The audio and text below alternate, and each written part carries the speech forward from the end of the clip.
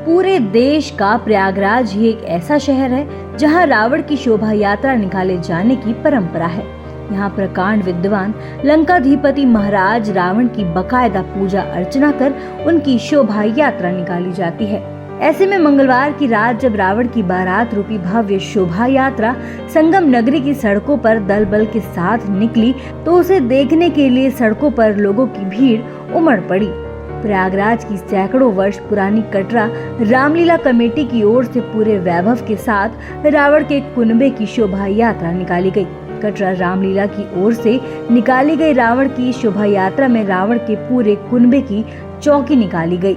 इस शोभा यात्रा में कई शहरों से आए बैंड भी लाइटिंग के साथ बारात की शोभा को बढ़ा रहे थे। आइए नजर डालते हैं सहरसा में संवाददाता छत्रपति शिवाजी की खास रिपोर्ट पर। प्रयागराज का ये नजारा है कटरा का। यह कोई बारात नहीं है बल्कि दशानन रावण की शोभा यात्रा है। दशानन रावण को यहाँ पे पूजे जाते हैं। भले ही पूरे देश में रावण के पुतले का दहन किया जाता हो, लेकिन यहाँ विद्वान रावण की पूजा होती है और उस पूजा के बाद उनकी भव्य शोभा यात्रा निकलती है। और यह शोभा यात्रा का नजारा है, लाइट बैंड बाजे घोड़े की सवारी निकलती है और साथ में इसमें रावण के पूरे जो लोग परिवार के लोग हैं वो इस शोभा यात्रा में शामिल होते हैं और दर्शकों को प्रयागराज के इस रावण की शोभा यात्रा का इंतजार रहता है। और इसी के साथ ही प्रयागराज में दशहरे की भी शुरुआत हो जाती है। आपने जो भी बारात देखी ये कोई आम बारात नहीं है, बल्कि यह बारात है परम ज्ञानी और विद्वान लंकापति रावण की।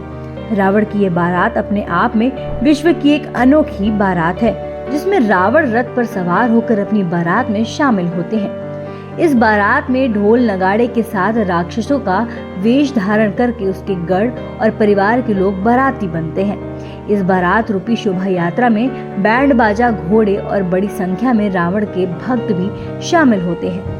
ये बारात भव्य श्रृंगार के बाद भारद्वाज मुनि के मंदिर से उठती है और पूरे शहर का भ्रमण करती है।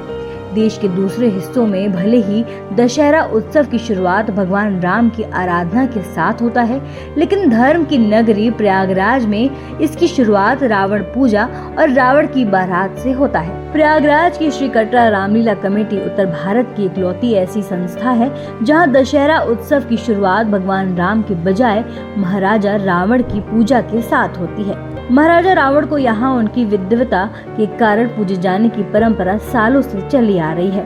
तीर्थ नगरी में रावण बारात निकाले जाने के पीछे एक पुरानी मान्यता भी है। कहते हैं कि जब भगवान राम रावण वध करके अयोध्या लौट रहे थे तो उनका पुष्पक विमान यही प्रयागराज में भारद्वाज मुनि के आश्रम में रुका था। लेकिन भगवान राम ने जब माता सीता के साथ भारद्वाज मुनि से मिलने का प्रयास किया तो ऋषिवर ने उनसे मिलने से मना कर दिया, क्योंकि भगवान राम से एक ब्राह्मण यानी रावण की हत्या हो गई थी और उनके ऊपर एक ब्रह्म हत्या का पाप था। इस पर भगवान राम ने भारद्वाज ऋषि से क्षमा मांगी और पश्चात के रूप में प्रयागराज के शिवकुटी घाट पर 1 लाख बालू के शिव लिंगों की स्थापना की। साथ ही भगवान राम ने इसी जगह पर रावण से हत्या की क्षमा की मांग भी की और रावण को ये वरदान दिया कि प्रयागराज में रावण की पूजा होगी। आइए सुनते हैं इस पूरे कार्यक्रम पर कटरा रामलीला कमेटी के महामंत्री गोपाल बाबू जायसवाल ने मीडिया से बातचीत में क्या कुछ कहा। ये राजा रावण की हम लोग जो है पूजा अर्चना करने के बाद इसको भव्य शोभा यात्रा निकालते हैं और इस शोभा यात्रा का सैकड़ों वर्ष पुराना इतिहास है जो अपने भारत में अनूठी और इतिहास में कहीं इसका वर्णन नहीं है श्री कटरा रामलीला कमेटी के अलावा। श्री कटरा रामलीला कमेटी अपने सैकड़ों वर्ष पुरानी परंपरा को कायम रखते हुए पितृपक्ष की एकादशी को रावण की भव्य शोभा यात्रा निकालती है जो आपके सामने निकल रही है। क्यों आप लोग रावण की पूजा करते हैं? ये मुनि भरद्वाज जी के शीर्षक से जुड़ा हुआ है। मुनि भरद्वाज जी की पुत्री जो है उनकी शादी विशर्वा मुनि से लड़के कुबेर जी के साथ हुई थी और वो ऋषि कुल की लड़की से हुआ था शादी। दूसरी शादी उन्होंने जब की तो राक्षस कुल की हुई थी और उसमें रावण और तमाम उनके संतान जो राक्षस प्रवृत्ति के थे वो पैदा हुए। तो इस तरह से रावण और मेघनाथ का ये ननिहाल है और वो हमारे भांजे हैं। इस परंपरा को हम कायम करते हुए और इसलिए उनकी पूजा करते हैं। यही नहीं, भारद्वाज आश्रम कटरा के निवासियों का भी कहना है कि हम लोग ब्राह्मण लंकापति रावण के विद्वता की पूजा करते हैं, इसलिए उनकी हर वर्ष शोभा यात्रा निकालते हैं। इतना ही नहीं, पूरे देश में भले ही बुराई पर अच्छाई के प्रतीक के रूप में रावण के पुतले का दहन किया जाता है, हम लोग ब्राह्मण रावण के पुतले का भी दहन नहीं करते हैं। आइए सुनते हैं कटरा निवासी विजय जायसवाल ने मीडिया से बातचीत में क्या कुछ कहा। हमारे यहाँ बहुत भव्य ये निकलता है रावण का दहन, और रावण एक महान आदमी थे, ब्राह्मण थे, उनकी हम लोग पूजा भी करते हैं। और यहाँ पर दहन नहीं होता इनका दहन और जगह होता है, लेकिन यहाँ इलाहाबाद में कटरा वाले रामदल में नहीं होता। शोभा यात्रा निकालते हैं, शोभा यात्रा यहाँ निकलती है। इसमें भगवान शंकर रहते हैं, मंदोदरी जी रहती हैं, रावण स्वयं रहते हैं और भी तरह तरह के भगवान रहते हैं। इसमें यहाँ बड़े आदर सम्मान से इनका रावण दल निकलता है। प्रयागराज के रावण बारात और शोभा यात्रा को देखने के लिए लोग दूर दूर से आते हैं और उन्हें इंतजार रहता है कि इस भव्य बैंड बाजे आकर्षक लाइटों से सजे धजे बारात कब निकलेगी।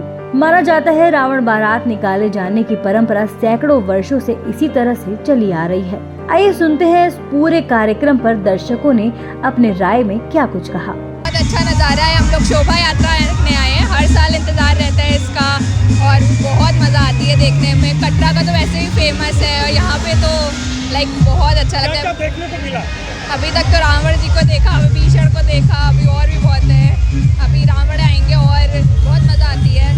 आज रावण का बारात है और ऐसा भव्य प्रदर्शन केवल हमारे प्रयागराज में ही संभव है और बहुत ही हम लोग तो बहुत शाम से ही वेट कर रहे हैं कि कब से ये प्रोग्राम स्टार्ट हो। क्या देखा?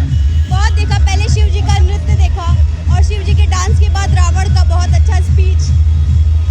बहुत ही अद्भुत नज़ारा है और ये सिर्फ और सिर्फ हमारे प्रयागराज में ही संभव है। जाहिर है प्रयागराज की इस अनोखी परंपरा रूपी शोभा यात्रा का खास आकर्षक लंकाधिपति रावण रहता है, तो वहीं शोभा यात्रा की आकर्षक लाइट और झालरों से सजावट के साथ ही एक से बढ़कर एक बैंड पार्टी गाजे बाजे से सजी ये बारात भी खूब लुभावनी लगती है।